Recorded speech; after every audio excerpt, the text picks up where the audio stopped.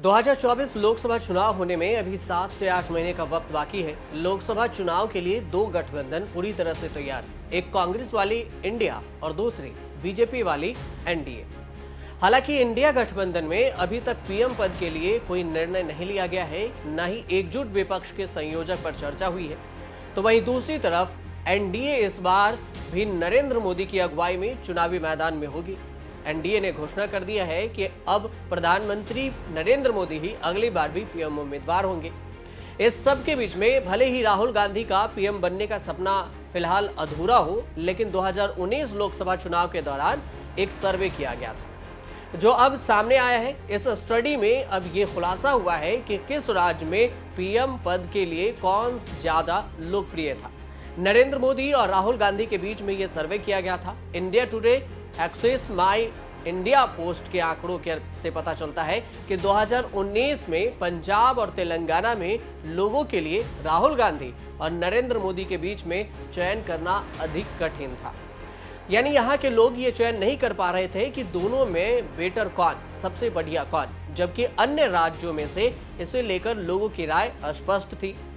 अगर इन आंकड़ों को देखें तो राहुल गांधी किस राज्य में सबसे लोकप्रिय हैं, सवाल यही था। और इस सर्वे में उस सवाल के लिए कांग्रेस अध्यक्ष, तब की कांग्रेस अध्यक्ष राहुल गांधी को केरल में 57% लोगों ने पीएम पद के लिए अपनी पसंद जताया और ये बात भी जाहिर की। वहीं प्रधानमंत्री नरेंद्र मोदी के लिए तब 18% लोगों को इस पसंद के लिए आगे आना पड़ा। तमिलनाडु में कांग्रेस नेता को 64% लोगों ने पसंदीदा कहा, तो प्रधानमंत्री नरेंद्र मोदी को 27% लोगों का साथ मिला।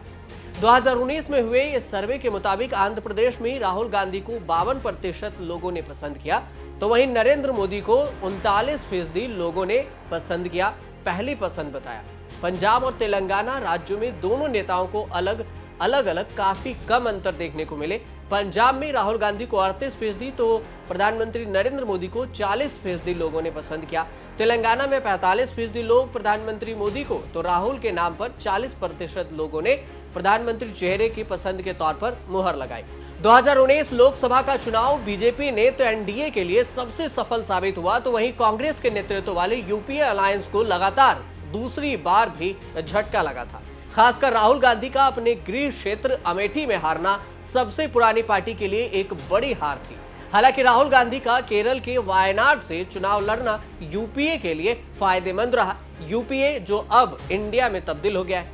केरल की 20 लोकसभा सीटों में से यूपीए 19 पर जीतने में कामयाब रही। इस चुनाव में एनडीए को 353 सीटें मिली, जबकि यूपीए को 92 सीटें मिली थी। 2019 में बीजेपी को 303 तो कांग्रेस को 52 सीटें ही मिल सकी थी। सर्वे में पीएम पोस्ट की पहली पसंद कौन, इस सवाल में बताया गया कि 2019 लोकसभा चुनाव के बाद किए गए देश के अगले पीएम को लेकर सर्वे में नरेंद्र मोदी को राहुल गांधी की तुलना में ज्यादा राज्यों में पसंद किया गया। आंकड़ों के मुताबिक कुल 18 राज्यों में पीएम पोस्ट की पहली पसंद नरेंद्र मोदी थी, जबकि 3 दक्षिण भारतीय राज्यों में राहुल गांधी प्रधानमंत्री पद के लिए नरेंद्र मोदी से अधिक लोकप्रिय थे। हालांकि 2022 में भारत जोड़ो यात्रा के बाद राहुल गांधी की छवि भी सुधार हुई है और उनके छवि में सुधार के लिए सर्वे भी किया गया।